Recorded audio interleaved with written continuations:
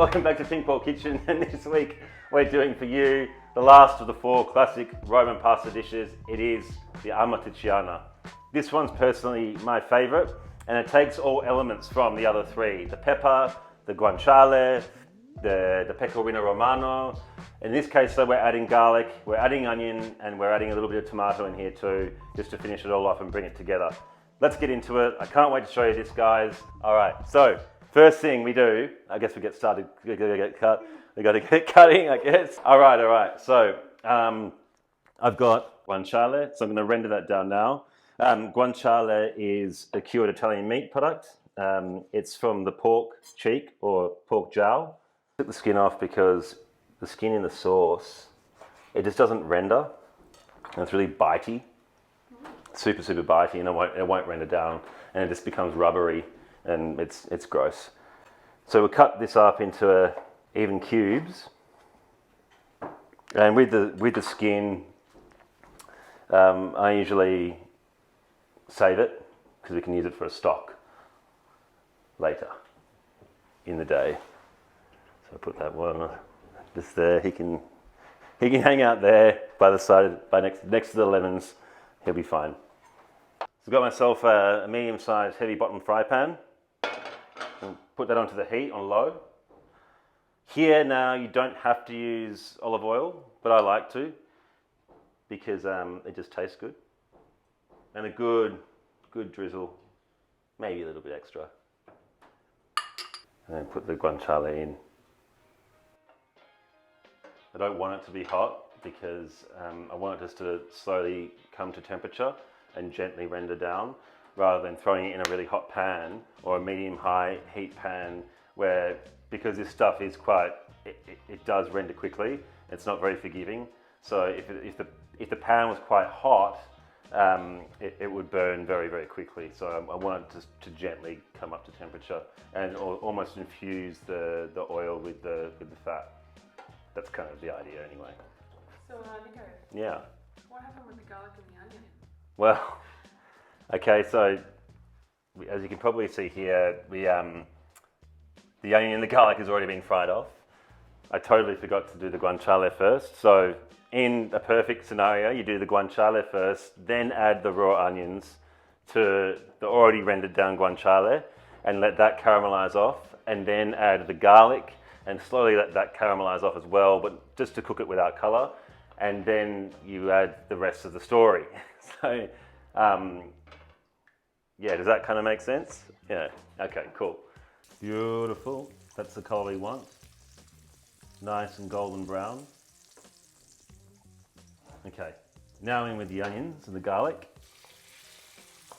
So it may look like there's a huge amount of olive oil in there, but trust me, the tomatoes can take it, the dish can take it, and I'm not going to say sorry because olive oil is delicious. It's seriously tasty.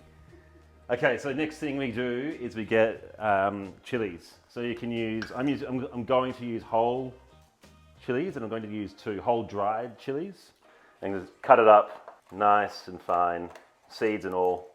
So you can see here now, the onions are just nicely being caramelized down, golden brown, garlic's there too. Now you have the chilli,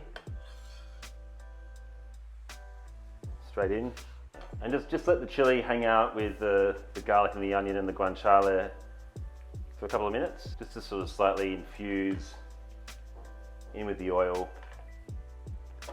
So I'm going to talk to you now about the tomatoes. Because it's winter here in Australia, I'm using tin tomatoes, good quality tin tomatoes. And whole as well. You want to use whole as opposed to the chopped ones, because I find generally the whole tin tomatoes are much better quality. The actual individual tomato itself is much better quality than the chopped ones. I think that if you buy the chopped ones, they generally are sort of like the bottom of the barrel tomatoes, if you know what I mean. So yeah, go for a good quality whole tin tomato. Otherwise, in summer, use fresh, 100% use fresh.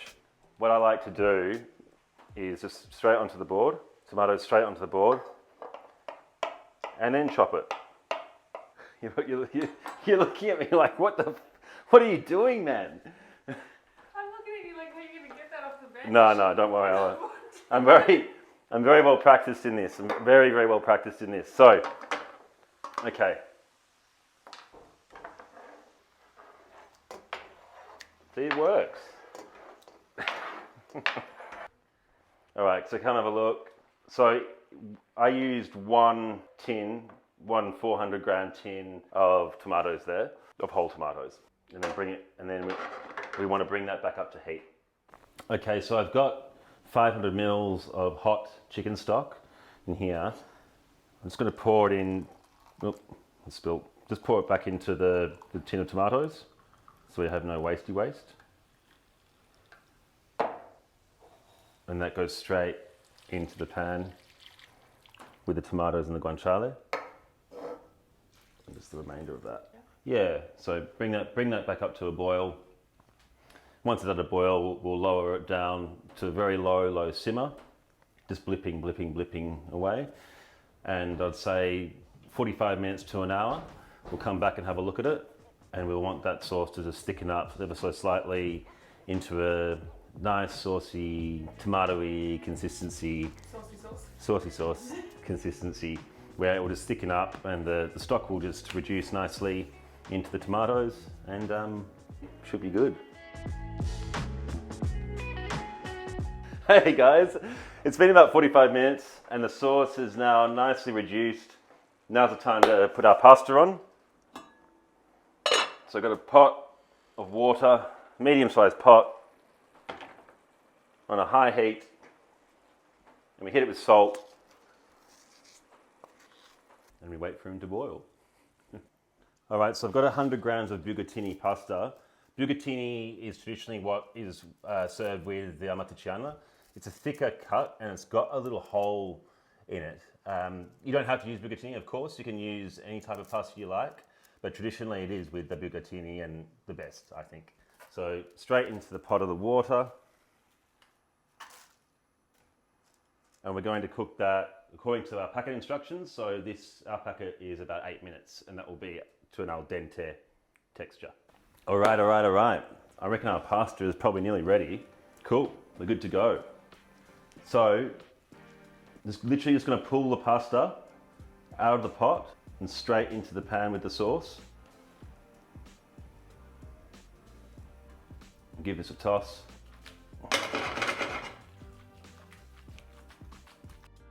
And what I'm going to do is I'm just going to splash a little bit of pasta water in there, just to help it along. And that there is looking pretty good to me. So, heat off. I'll get a bowl.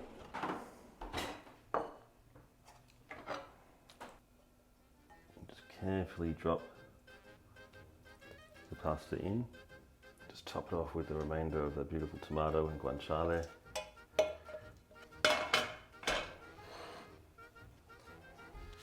A good grate of Pecorino Romano over the top. And of course a little bit of extra virgin olive oil. Just a drizzle. So, now that's all that's left to do is to try this guy.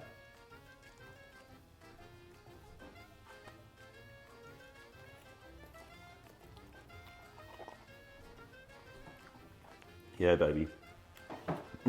Man, delish. That is killer.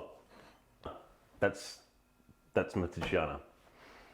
Tomato, the guanciale, the richness from the guanciale, that sweetness from, and a little bit of acid from the tomato, and of course the Pecorino Romano as well, a little bit of pepper in there. It's delish. Man, that's killer. That's seriously killer. That's a macho pasta dish. That's a macho bowl of pasta. Guys, thank you so much for watching Pink Wall Kitchen, and thank you so much for watching the 4 classic Roman pasta dishes. And we look forward to seeing you next time. Bye for now.